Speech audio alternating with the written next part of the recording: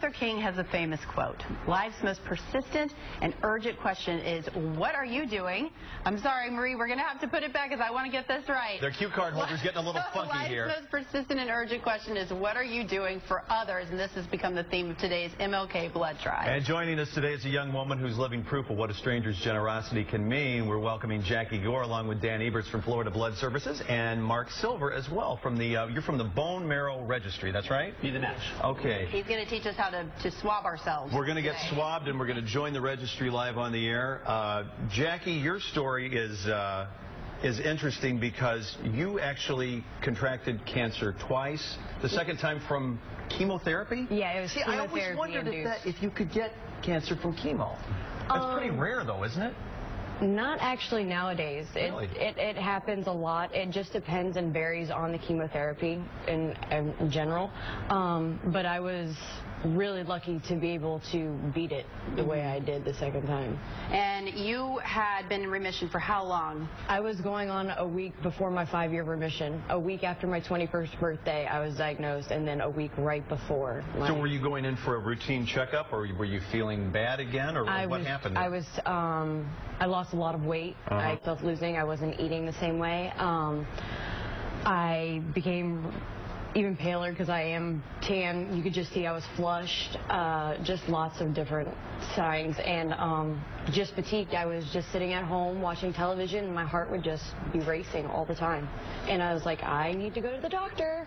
And it wasn't the same type of cancer as you had had previously. It was acute myelogenous leukemia. What does that mean? It's a blood cancer, right? It's in the bloodstream, yes. Okay. And you had an immediate transfusion when you were admitted into the hospital, right? I mean, yeah, they were surprised that I didn't faint prior to or needed to go to the hospital as far along as I was. They were like, we'll just get you into the hospital, give you transfusions, but I swear they took more blood that day than I got. I was like, you guys better give some back to me. I need lots. But, yeah. So what's your prognosis now? You doing okay? You're on the mend? I'm almost 2 years out of transplant. Okay. And when you say transplant, you're talking specifically about bone marrow, yes. Right? I didn't have the stem cell. I had pure bone marrow. And your donor is not somebody who is in your family, right? No. How were you matched up with your donor? From Be the Match, Maddie, which works at All Children, she helped find a donor, and I only had 4 people to choose from, and he was the only recipient that wanted to go forward and be like, hey, guess what? And he was a 9 out of 10 match, and he was 65, and usually they look for people that are in like the 23-year, younger. And well, plus he's a guy. Yeah. Well, is that unusual for a guy to match with a girl and so forth? No. Along the sex lines, it doesn't matter. The biggest chance is through your ethnic background, though. Okay. And right now we have about 9 million people on a registry, and we have about 10,000 people that are searching for a marrow match.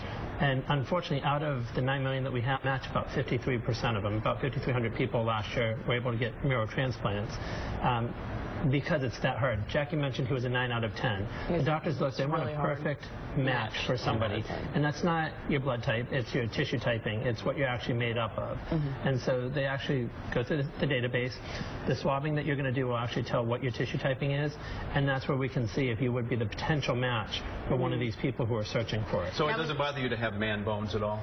No, not at all. The only thing I ever got from him was freckles. Okay. Really? He has red hair, and he has freckles, so I wound up getting freckles from him, but that's the only thing. Yep, that's the only thing. That is so cool, though. That's for the price of my life, it's nothing. And it's sort of like you get to share something with him aside from just his bone marrow, which no one can see. That's kind of neat. And he lives in New York, which I absolutely love New York City. But he doesn't live in New York City. And he loves horses. He competes, he breeds, he does all that kind of stuff. So I love horses as well, and we both have the same love for a breed, which is the quarter horse. Well, you can donate blood today. You can join the Marrow Registry. You can go to participating Bell's department stores, and you can do it right here here at the station, too. Tell them to give some details. And all of our donor centers today, noon to 6. Special gifts for donors, but most importantly, saving lives like Jackie's. You can't do marrow transplants without blood donors. Folks having those transplants often need sometimes hundreds of blood donations while they're fighting that disease, getting the transplant, recovering from the transplant.